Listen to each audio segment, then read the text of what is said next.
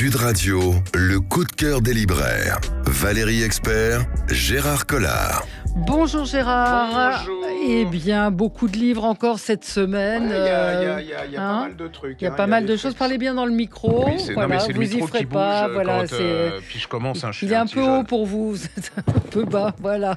Alors, des bonnes choses cette semaine. Oui, alors. Vient de paraître en poche une chose qu'on avait adorée de comment elle s'appelle, Catherine Delord, qui s'appelait Gabrielle ou les infortunes de la vertu. Génial, C'était l'histoire de cette femme qui, avant la Révolution, cette jeune femme qui est aristocrate et qui tombe amoureuse d'un bourgeois. Le frère, ça marche pas du tout parce que quand on est aristo, on se marie pas avec un. Ils se séparent. Enfin, elle est mariée de force, mais c'est une femme courageuse, une jeune femme courageuse. Arrive la Révolution. Et elle est arrêtée, et le problème, c'est que celui qui est président du juge, enfin, qui est juge révolutionnaire, et ben c'est le bourgeois qu'elle aimait bien. Est-ce qu'elle lui en veut, est-ce qu'elle lui en va pas? Elle va partir. C'est un livre plein de rebondissements, c'est une grande fresque, c'est la Révolution, le XVIIIe siècle, voilà, le combat d'une femme, c'est vraiment c'est un succès incroyable. Les gens ont adoré et tout. C'est une femme en plus charmante. Et là, elle vient de faire paraître Blanche et la Bonne Étoile. C'est chez Héloïse d'Ormesson, Catherine Delord. Alors, vous me connaissez le côté, je suis un peu langue de pute. Je me suis dit, elle va peut-être se vautrer pour le deuxième. Et pas du tout. En fait, c'est un roman historique, c'est vraiment à la fois un polar historique et un roman historique. Elle va se servir d'un fait que je connaissais comme ça, mais sans plus, qui était... C'est en 1800. Oui, sous le consulat. C'est l'attentat de la rue Saint-Denis. Alors, qu'est-ce que c'est que cet attentat? C'est simplement Napoléon se rend à l'opéra, et là, il y a une charrette qui est dans la rue, et les royalistes vont faire exploser la charrette. Il va échapper, mais miraculeusement, de cet attentat. Il va y avoir des morts, enfin, il y a des choses atroce. Et là, elle se sert de ça. Pour nous faire un polar, c'est-à-dire que là, vous avez un jeune inspecteur. Alors lui, il est auvergnat, il suit vraiment du peuple. Alors il est le protégé un peu de Fouché. Alors là, vous avez un portrait de Fouché qui est quand même pas piqué des verres. Et lui, il est coincé. Alors, vous apprenez plein de choses. Moi, je savais pas que le préfet de police de la Port, c'était un ennemi de Fouché. Alors, il se tape dans le truc.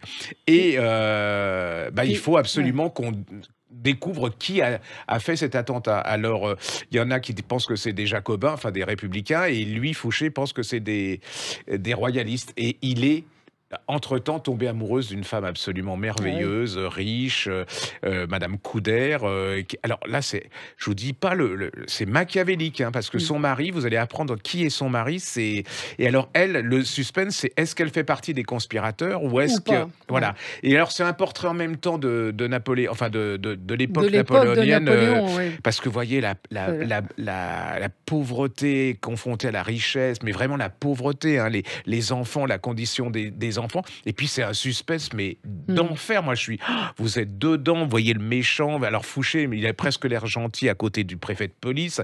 Lui, il est complètement largué parce que cette femme, il se dit mais elle qu'est-ce qu'elle est? Est-ce qu'elle me trompe? Enfin voilà, c'est une espionne royaliste. Enfin, ça, c'est un film. Alors déjà, le précédent, on pouvait faire un film. Là, c'est pareil. C'est un film.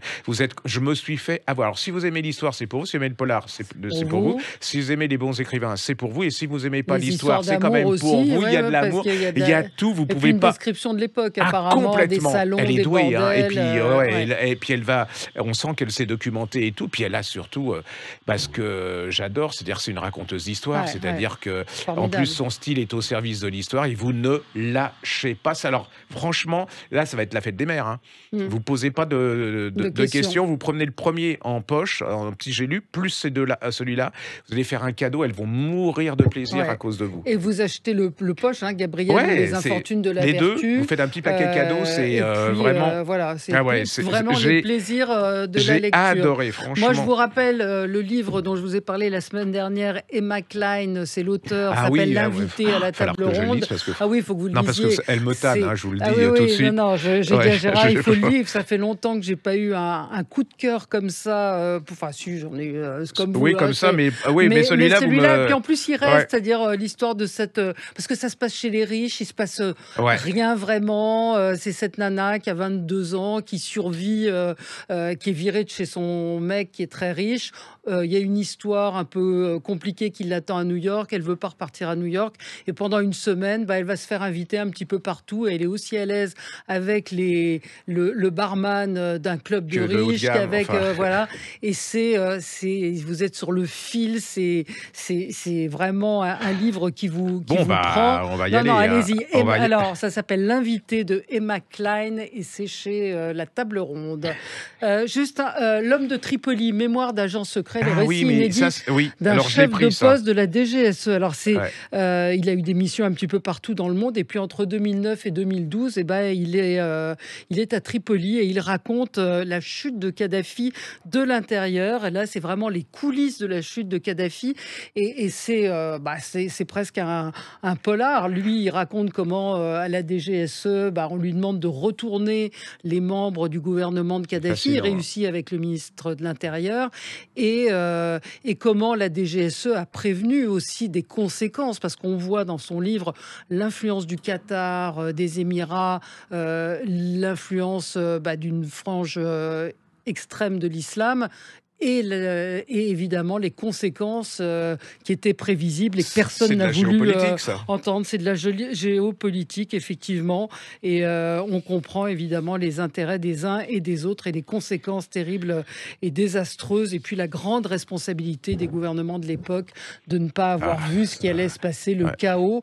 C'est passionnant parce que c'est vraiment un vrai agent secret. C'est un vrai agent secret qui raconte. Et puis c'est assez... c'est pas du tout dans les clichés. Enfin, c'est un type solide. Il est cash, quoi. Ouais, voilà, il est cash. C'est vraiment formidable. C'est aux éditions Mareuil, le récit inédit d'un chef de poste de la DGSE. Ça s'appelle L'homme de Tripoli, mémoire d'un agent secret. Jean-François L'Huillier. Là aussi passionnant. Fête des pères bientôt. Bon, pourquoi les histoires d'agents secrets, c'est ce que pour les hommes. Voilà, fête des mères, de tout ce que vous voulez. Mais il y a des fêtes, donc c'est passionnant. Franchement, vous êtes emporté par ce livre, par cette histoire incroyable, plus vrai que la fiction. Alors, vous avez des enfants qui lisent pas. C'est votre gros problème. Dès qu'ils voient une librairie, ils changent de trottoir. Et ils ont des gousses d'ail et puis ils croisent les doigts pour pas qu'on les fasse rentrer dans la librairie. Et là, il y a une série qui a été découverte par eux, qui a été soutenue par eux et qui est un énorme succès. Le 3e tome vient de paraître. C'est de Camille Monceau et ça s'appelle Les Chroniques de l'érable du cerisier. Alors ça, c'est magique, les enfants. C'est-à-dire que partir de quel âge ? Alors c'est à partir de 14 ans et c'est jusqu'à 107 ans. Moi, je l'ai lu, une fois que vous êtes dedans, vous lâchez pas. Alors, c'est l'histoire d'un garçon, un Ichiro. Il est recueilli par un samouraï, un vieux samouraï. Il est dans sa campagne. Tout va bien. Enfin, il lui invite les rites des samouraïs, le combat et toute une certaine philosophie de la vie. Puis il va se passer quelque chose. Et là, l'aventure absolument commence. Et vous êtes pris. Alors en plus, c'est toute une description de cette époque, de l'époque des samouraïs, de la philosophie, mais dans le bon sens du terme. Et puis, c'est pareil, c'est un film. Alors le tome 2... carton, pareil. Alors, ils attendaient comme une drogue. Et là, le tome 3, ils étaient absolument... Alors là, vous avez une jeune femme que vous allez retrouver. Alors, j'adore cette jeune femme. Elle s'appelle Hiro Shime. Alors, elle est masquée. C'est une jeune fille. Elle est éduquée, mais on l'emmène à Kyoto, mais elle ne sait pas pourquoi. Alors, il y a le méchant, c'est le shogun et tout.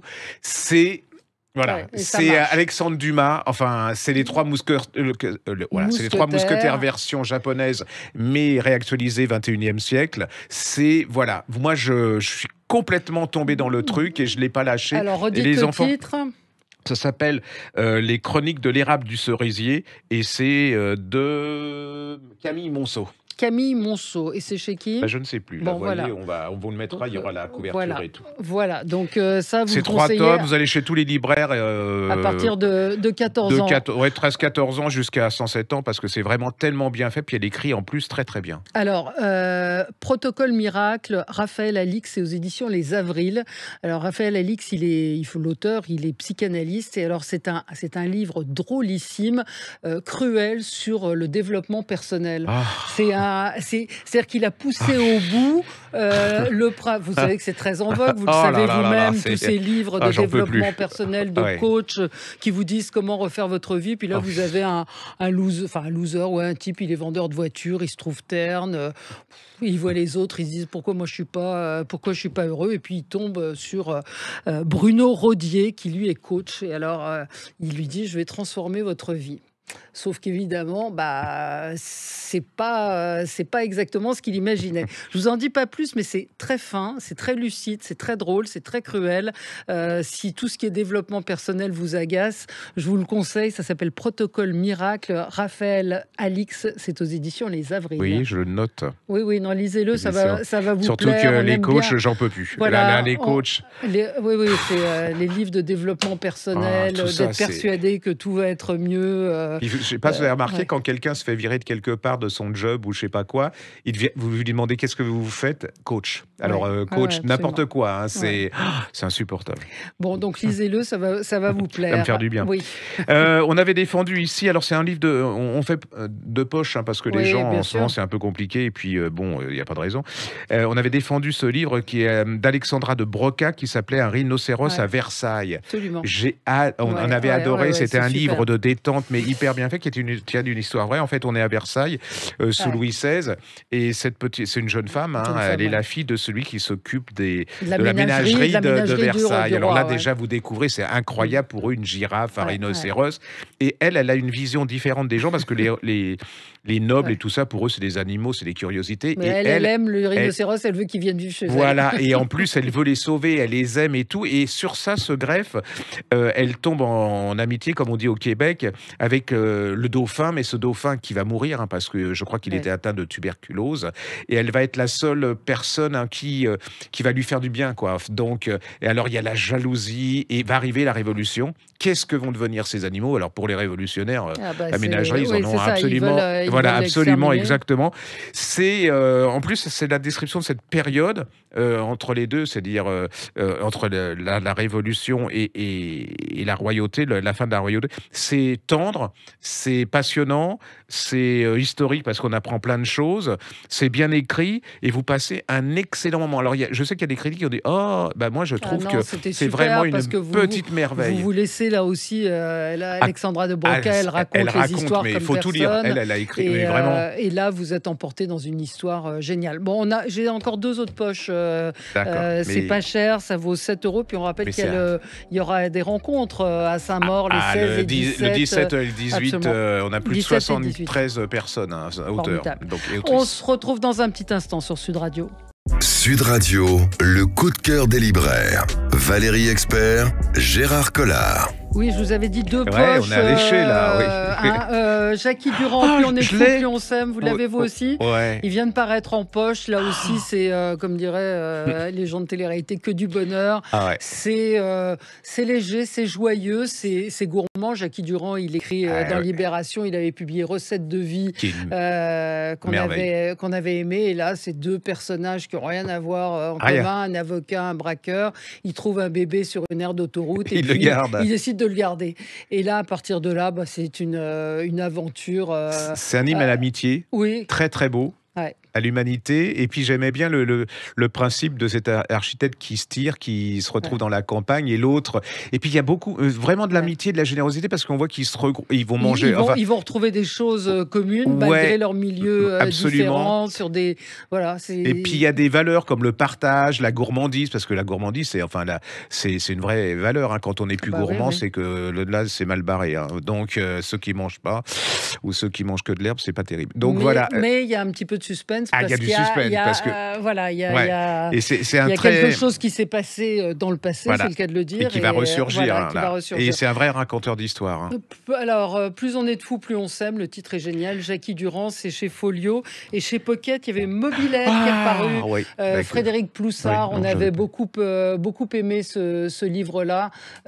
C'est Dominique, quand il est jeune, il rêve d'une mobilette. Il la voulait belle, verte, et puis il n'a jamais eu de mobilette. Et puis des années après, vous allez voir, vous allez découvrir le lien qu'il peut y avoir. C'est aussi l'histoire d'une famille dysfonctionnelle. Lui, il travaille, il a un job d'éducateur. C'est complètement loufoque, c'est assez cru. C'est une langue très directe. Oui, et nous, on avait beaucoup aimé ce livre, donc c'est en poche. On vous conseille de le lire. Ça s'appelle Mobilette de Frédéric Ploussard chez Pocket. Alors là vient de paraître un très très beau roman de Nicolas Butler. Alors, Nicolas Butler, c'est l'un de mes écrivains. Moi aussi, j'aime beaucoup. Là, j'ai pas vu. Et il y en a un dont peu de gens parle. Oui, qui est un de ses premiers, qui était chez Autrement. Je ne sais même pas s'il est disponible, il faudrait regarder. Ça s'appelle Des hommes de peu de foi, qui était je crois que c'est paru en 18, mais je ne suis pas sûr. Hein. Mais on regardera, on vous dira ça. Et là vient de paraître La maison dans les nuages. Et alors là, il y a ces trois copains, trois personnes qui sont ensemble, trois jeunes hommes, ouais. Et puis, ils en ont un peu marre de leur vie. Ils ont une entreprise de bâtiment et tout. Et puis, ils veulent un peu larguer les amarres. Hein. Cette vie aux États-Unis, dans l'Amérique, avec ils en peuvent plus. Et là, il y a une avocate qui leur propose de finir leur maison dans le Wyoming, en leur disant, alors le Wyoming, hein, c'est la campagne, c'est les arbres, c'est la nature et tout, mais il y a une condition, c'est qu'il faut que ça soit fini en très peu de temps. Et alors là, ils se disent, c'est merveilleux, on a trouvé notre voie, on va gagner de l'argent, on va s'éclater, on va dans la nature, on va faire ce qu'on veut, et va commencer, mais une descente aux enfers, c'est-à-dire que cette maison, on se demande si c'est pas un enfer, enfin, c'est le moment de le dire, c'est-à-dire que tout va, et toutes les trois vies vont s'entrechoquer, vous allez voir ce qui va. C'est trois destins, hein, c'est trois. Les Américains savent très bien faire ça, hein, c'est très filmique, c'est très cinématographique. Et en même temps, il y a une analyse psychologique incroyable. Il y a un suspense parce que, voilà, je peux pas. Parce qu'on va me tuer si je commence à en dire trop. Donc là, c'est un immense écrivain. C'est un immense écrivain, c'est un immense raconteur d'histoire. Et c'est un portrait de l'Amérique. Ah oui, complètement. Aussi, en fait, c'est une Amérique qui est paumée, c'est-à-dire qu'ils ont envie de vivre à l'américaine, c'est-à-dire ils ont quand même envie du confort, de la consommation. Puis de l'autre côté, ils se disent on est abrutis par ça et on veut retrouver la nature. Et est-ce que c'est possible ? Voilà, c'est à la fois un suspense, à la fois une étude psychologique, sociale. Quand je dis ça, les gens vont se tirer. En fait, c'est un bon roman. Voilà, une fois que vous êtes dedans, vous ne lâchez pas. Et moi, je me suis très attaché au personnage. Et surtout, relisez tout Nicolas Butler. La majorité, c'est en livre de poche. Hein, c'est vraiment une merveille. Très bon écrivain. Là aussi, dans le genre famille dysfonctionnelle et dans le noir, c'est ce livre Accrochage de Charlotte Mendelssohn. Je ne sais pas si vous l'avez lu. Alors, ça a eu le meilleur roman de l'année pour le Times et le Guardian. C'est très anglais parce que c'est c'est très noir, en fait. C'est une famille, le père est une sorte de tyran qui décide de faire... Alors, accrochage, c'est double sens. Hein. C'est accrochage de tableau parce qu'il décide de faire une grande exposition. Sa femme était une artiste, mais complètement mise sur le côté parce qu'il fallait s'occuper des enfants. Et donc, il décide, il est totalement, comment on dit, pas mythomane, mais il veut absolument qu'on parle de lui, etc. Il est très antipathique. Les personnages sont antipathiques, mais c'est un bon livre. C'est narcissique, prétentieux. Et là, c'est cette famille malheureuse. Donc, c'est du malheur, mais c'est l'histoire d'une famille. Vous êtes emmené par... ça me fait penser un peu au Farsight, un peu, ce genre de famille anglaise. C'est franchement, moi j'ai beaucoup aimé, mais c'est pas gay, hein, c'est vraiment ce que peuvent faire les Anglais dans la critique de la société et les failles d'une famille, c'est formidable. Ça s'appelle Accrochage, Charlotte Mendelssohn, et c'est aux Escales. Alors, c'est une sorte de BD. Alors moi, c'est une révélation. C'est l'histoire de... Alors, est-ce que vous connaissiez, vous, Angélique de Coudray ? Pas du tout. Et ben vous avez des petits-enfants, vous avez une fille, et quand vous avez accouché, ou quand vous allez voir votre gynéco, et ben votre gynéco, elle doit tout à cette femme. La sage-femme. Voilà, alors on est au XVIIIe siècle, hein, et c'est l'histoire, là, on vous le mettra sur le podcast, hein, mais les illustrations sont très joliment. Très jolie couleur. Très jolies. En fait, c'est l'histoire de cette femme au XVIIIe siècle qui avait les accoucheuses et les sages-femmes. Alors, les sages-femmes, elles avaient plutôt un côté scientifique, hein, si tant est qu'on était scientifique au XVIIIe siècle, et puis il y avait les accoucheuses. Et les gens du peuple, ou en majorité, préféraient les accoucheuses parce que elles étaient plus proches d'elles, et les sages-femmes, ça leur faisait un peu peur et tout. Puis les accoucheuses, elles avaient les gris-gris, les machins et trucs. Et elle va changer, elle va inventer quelque chose qui va changer complètement l'étude de la gynécologie. Ça se dit, la gynécologie? Oui, de la gynécologie. Elle va accoucher, elle va inventer, vous savez, ces sortes de statues d'une femme avec l'intérieur, il y a le bébé, pour leur montrer comment est fait une femme avec le bébé, et comment on fait pour sortir, enfin pour aider à l'accouchement. Et c'est toujours en vigueur, c'est-à-dire amélioré, mais c'est toujours en vigueur actuellement dans toutes les écoles d'infirmières, d'gynéco, de sages-femmes et tout. C'est vraiment la première grande sage-femme moderne, hein. Et elle a, alors on en parle très peu, mais en fait elle a changé le destin complètement des femmes, et les femmes ne connaissent pas du tout, alors qu'on connaît les grands professeurs, les mandarins et tout ça. Et elle a changé complètement le destin des femmes. Elle aura permis aussi qu'il y ait moins de pertes, enfin de morts. Oui, parce que c'est l'enjeu de la BD. Je vois, au XVIIIe siècle, il y a une mortalité infantile et maternelle qui décime les campagnes. Et donc, il faut dire que celles qui accouchaient, c'était carrément des guérisseuses, hein. Il y avait très peu de sages-femmes. Puis une fois que le bébé il était mort, on passait à un autre. Puis elles ne se cassaient pas les pieds quand c'était mal parti. Elles insistaient pas. C'est une très jolie bande dessinée. Alors, voilà. Oui, on appelle ça un roman graphique. Adeline Lafitte et Hervé Dufaux pour les illustrations, et c'est très beau. Les dessins sont vraiment très chouettes. Un petit mot sur j'étais très touchée par une dame qui a lancé une maison d'édition qui s'appelle Landriag. Elle est en Sologne. Elle publie peu de livres. Là, elle vient de publier Les succulentes variations gastronomiques. Et en fait, elle me dit qu'elle fait un appel à manuscrits. Donc, vous allez sur son site. Ça s'appelle le blog de Landriag. Je trouve que c'est bien que des gens comme ça se mobilisent, éditent des romans. Encore aujourd'hui, il y en a plein qui paraissent, mais là, il y a une ligne éditoriale qui est sur le voyage. Alors, elle lit dans l'espace, dans le temps, ou dans l'alphabet étranger, ou une discussion gastronomique. Et donc, ce sont elle est sur son site, et moi, je trouve que c'est bien d'encourager des petites maisons d'édition qui vont publier peu de choses, mais de qualité. Ça, c'est un petit livre que j'ai trouvé, évidemment, moi qui suis une gourmande, intéressante, puisque ce sont des tout petits chapitres, des toutes petites histoires autour de plats, la cueillette de Morille en Ardèche, en Ariège, pardon. Et voilà, c'est bien. Andriag Édition. Et surtout, il ne faut pas oublier que ces petites maisons d'édition sont des labos pour les grandes, hein, ou alors quand elles font très bien leur boulot, elles sont rachetées par les grandes, ce qui est immoral. Mais c'est de là leurs auteurs. Et c'est de là que sortent beaucoup d'auteurs, hein, qui sont connus maintenant, qui ont une tendance parfois à oublier qu'ils viennent de là.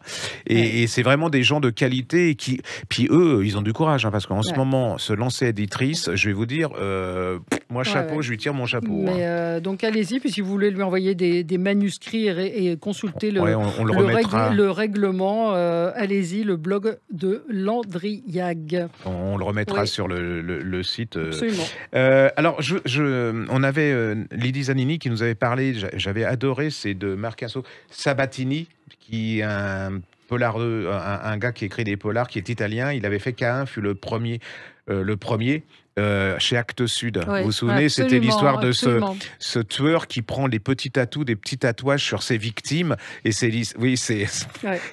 le duo entre un journaliste et là, il vient de faire paraître, si je retrouve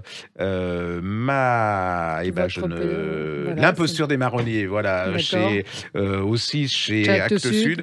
Alors, si vous avez aimé aussi, alors je vous allez le voir, c'est Subura, la série sur Netflix qui est absolument incroyable sur les bas-fonds de Rome des années 50. Et là, ça se passe, c'est un magnat comment on dit ça, de l'immobilier, et qui a gagné beaucoup de fric. Alors, je vous dis pas comment il a gagné son fric. Il y a une jeune femme qui est là, une journaliste pour l'interviewer, et elle rentre chez elle, et là, elle va le retrouver égorgé avec, comment on dit, énucléé.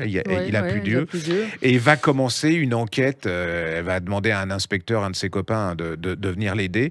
Et là va commencer, c'est une descente dans le Rhum. Mais alors, ça va des bas-fonds jusqu'au haut de gamme, mais on voit comment c'est très poreux entre les deux. Quand on est en haut, souvent on a été en bas et on utilise ceux du bas, et vice-versa. C'est vraiment une vision de Rome absolument incroyable. Un polar.